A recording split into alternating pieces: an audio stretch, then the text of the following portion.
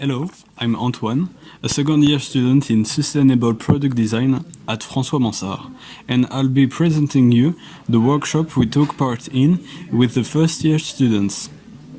An entire week was dedicated to this workshop, and we paired with the first-year students. The idea was for us to share our knowledge and our experience with the laser cutter, in addition to exploring different techniques and materials. The subject was to create an object which can interact with natural light or artificial one, and play with it, using only the laser cutter. We had a limited type of material because not everything can be cut with laser. So we mainly worked with fabrics, cardboard and paper. With that, our teacher decided to set up 4 prices for the most evolutive object, the most narrative one, the biggest one and the fastest one to produce.